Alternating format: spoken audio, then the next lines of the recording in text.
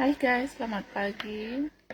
Aku masuk kerja nanti itu jam 8.45, kadang 8.30, kadang juga jam-jam lain.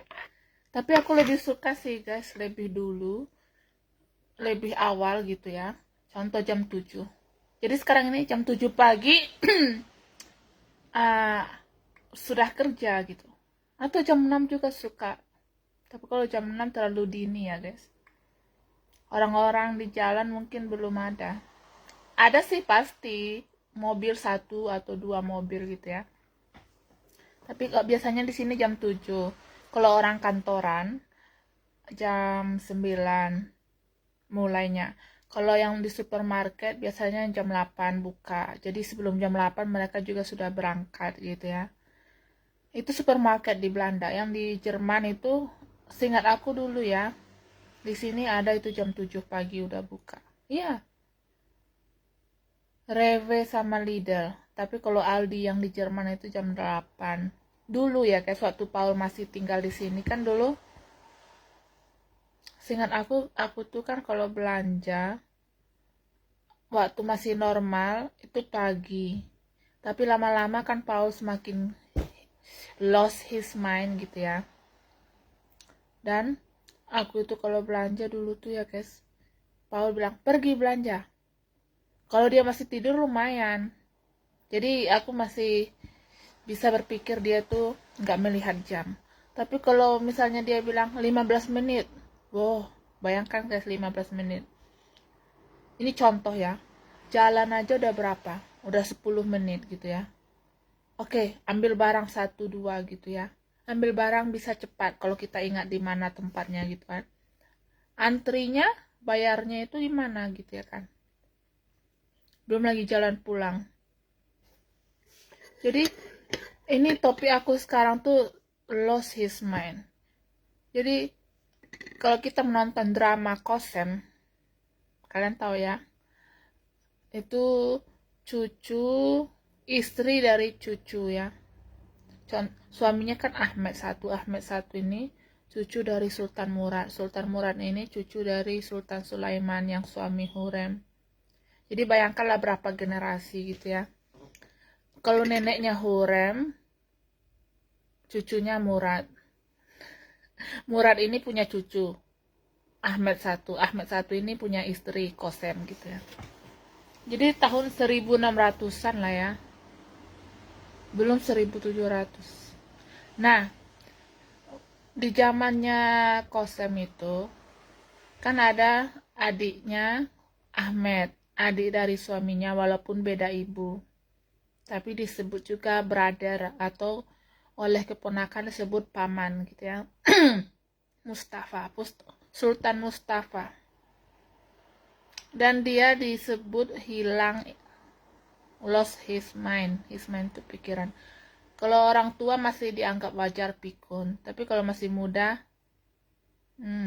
bayangkan kalau misalnya kita dibilang lost his mind, seperti orang gila gitulah ya. Linglung masih gimana ya, misalnya kita mencari alamat kita seperti orang bingung, itu masih wajar ya guys.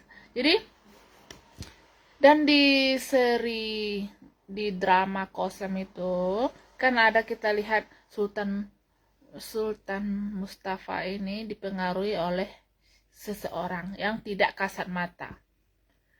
Dah, jadi guys, jangankan di Kosem, di zaman Kekaisaran Mughal ini di India, yang Ratu Joda, kan ada juga ya kita lihat di seri atau drama Joda. Kita lihat ada yang mempengaruhi Ratu Joda gitu ya kan. Nah, seperti orang, memang orang gitu ya. Kalau orang lain bilangnya jin mungkin atau setan atau apalah istilahnya. Tapi guys, kalau bagi aku pribadi yang percaya invisible world, dunia yang tidak kelihatan, dan yang percaya semua adalah seizin Tuhan, itu menurut aku. Nah, bayangkan guys, kalau misalnya di dunia yang tidak kasat mata itu, kalau kita sebut malaikat ada yang marah ya. sebut iblis gimana lah ya. Iblis juga dulu malaikat kan. Oke, kita minum kopi kita ya guys. Supaya nanti di tempat kerja tidak minum kopi. Langsung ganti baju.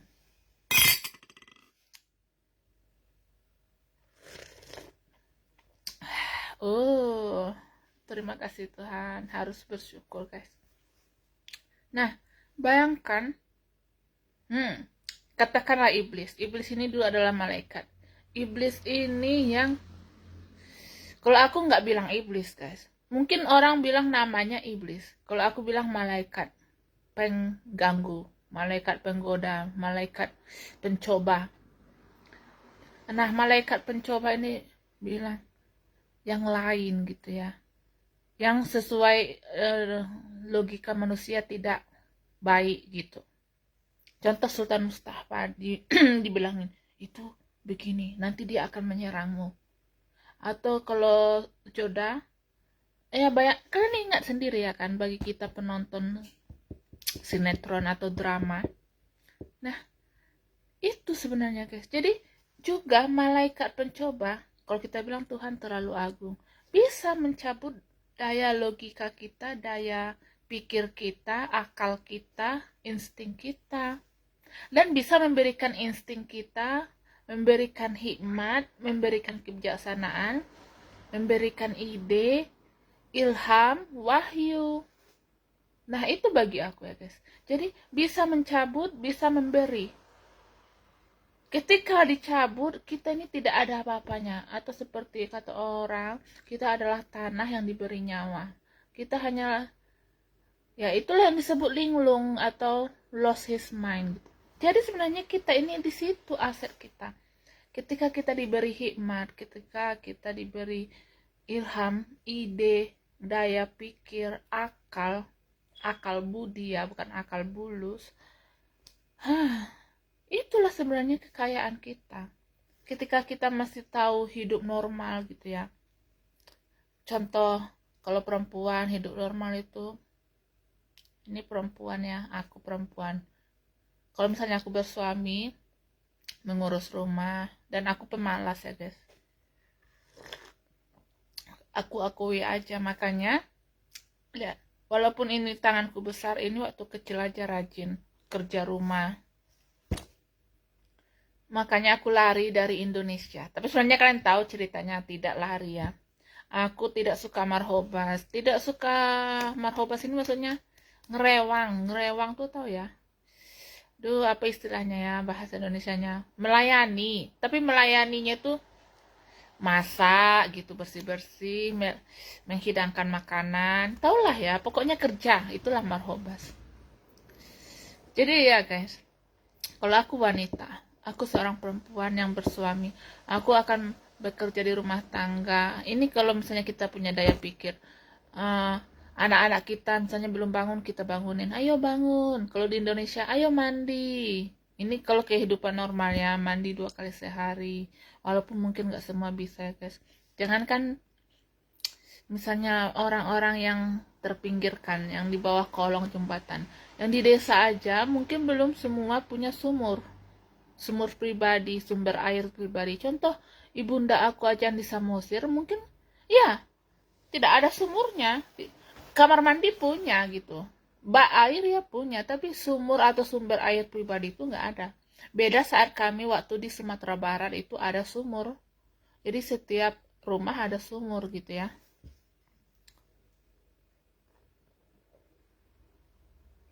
Aku ingat kerabat aku ya, mendiang sepupu bapak aku dari pihak bapaknya, berarti Nainggolan. Jadi mendiang bapak tua itu waktu aku ke rumahnya kecil tapi rapi, bersih. Dan bapak tua ini rajin, tidak patriarki, mau nyuci piring. Dan bapak tua ini, mendiang bapak tua ini, selain mau nyuci piring, mau bantu istrinya gitu ya, pandai. Dulu dibilang istrinya, dibilang mak tua itu gini, waktu masih hidup bapak tua itu ya, bapak tuamu ini pintar cari uang. Karena beliau istrinya itu hanya jualan, buka warung kecil di rumah, dan kalian tahu lah berapa income-nya ya. Anak-anaknya Anaknya waktu itu masih sekolah lah ya, satu yang sambil kuliah, satu kerja malam dan kuliah siangnya. Tapi sekarang justru bagus guys nasib mereka. Setahu aku mereka tuh udah kerja. Contoh misalnya Bang, contoh ya, yang anaknya kandung dan menantunya ada yang PNS gitu ya. Jadi kalau udah disebut PNS berarti income-nya bukan tebal, income-nya tuh selalu ada, datang. Walaupun misalnya itu minus seperti ibunda aku dulu minus karena cicil utang di bank atau ya minus gitu ya. Tapi selalu ada gitu ya. Misalnya gajinya 2 juta ya, selalu 2 juta, 2 juta, 2 juta. Nah, minus misalnya. Yang tinggal misalnya cuma 500.000. Tapi kan selalu ada 500.000 ini gitu ya, guys. Ini ya kan. Kalian lihat. Nah, jadi aku tadi seorang perempuan. Bagaimana perempuan yang normalnya itu?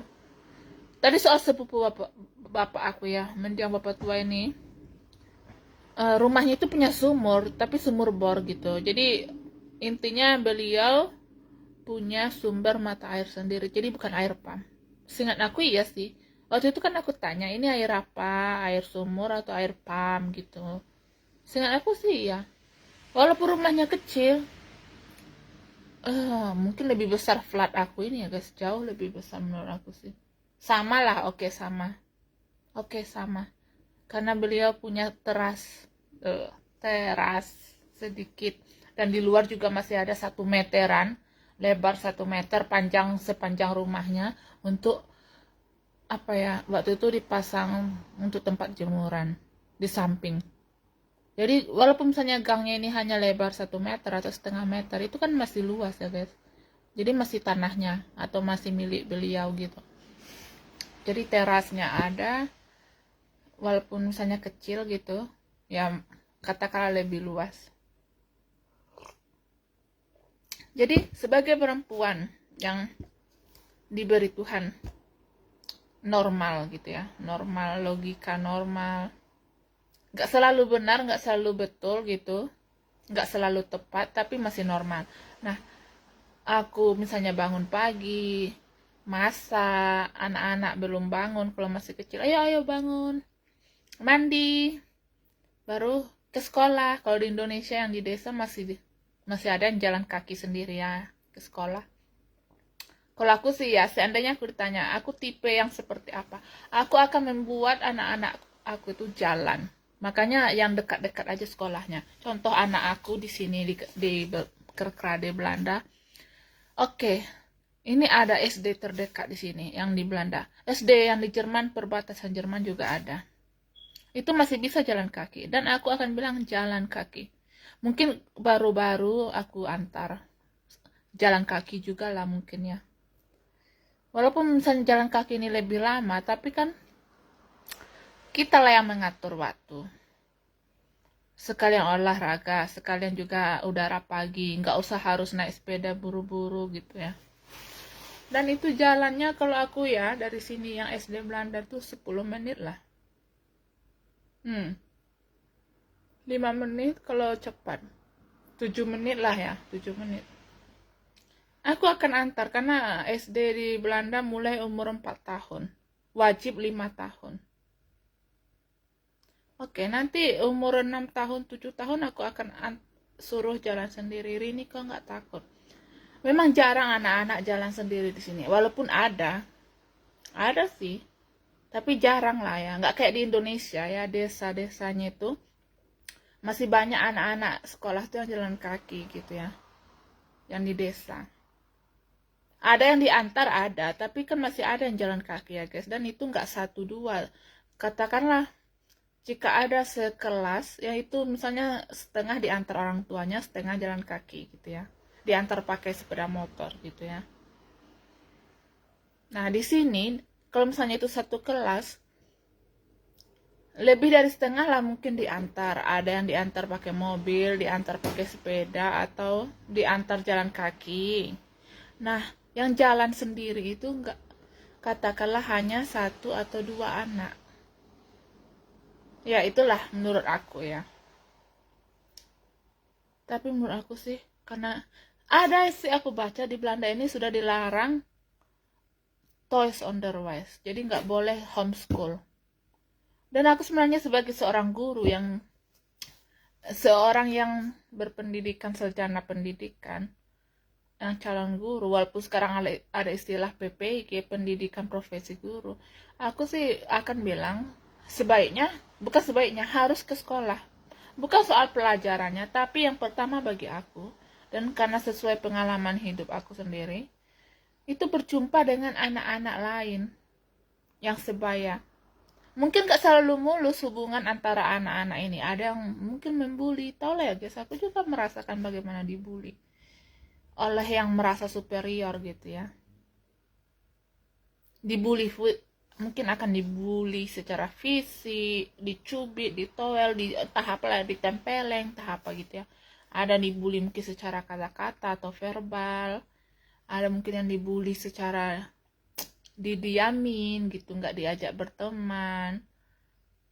Tapi inilah yang akan membentuk nanti anak itu gitu ya. Kalau dia berhasil melewatinya secara bertahap, dia mungkin akan semakin mature atau bijaksana.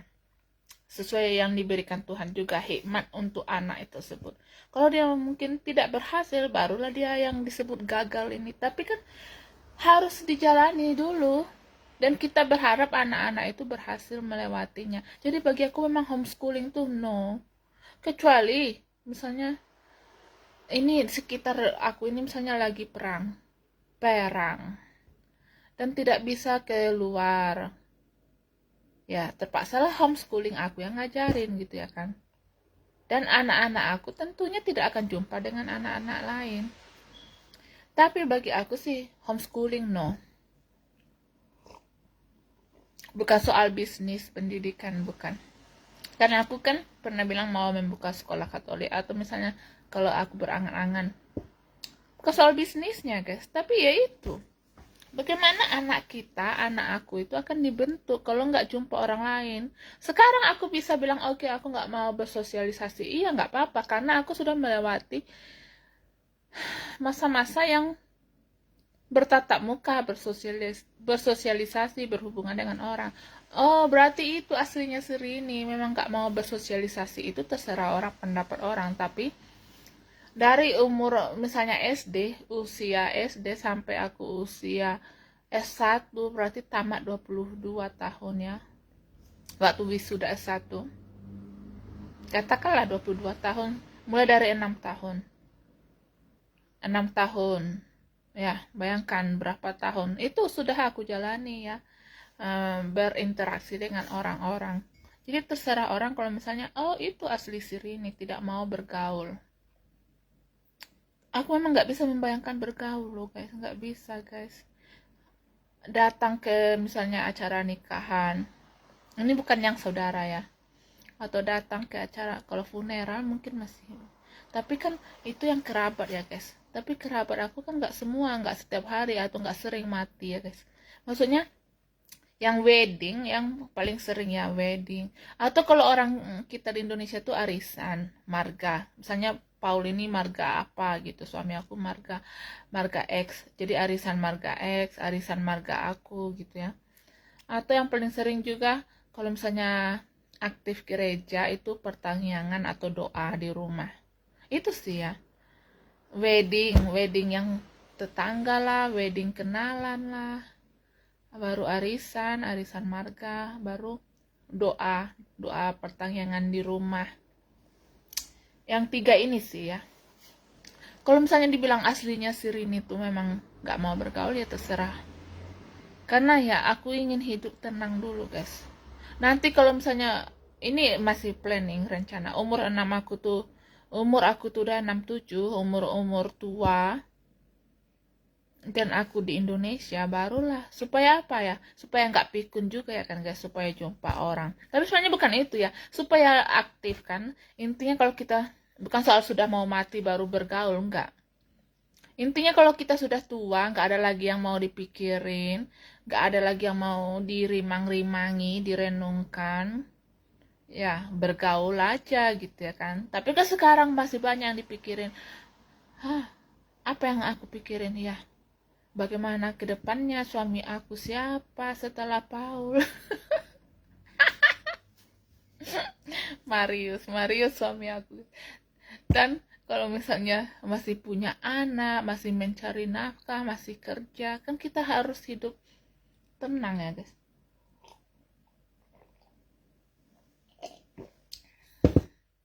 Oke lah ya guys. Ini sudah jam 7.36, berarti 36 ini lebih, itu bukan lagi 10 menit.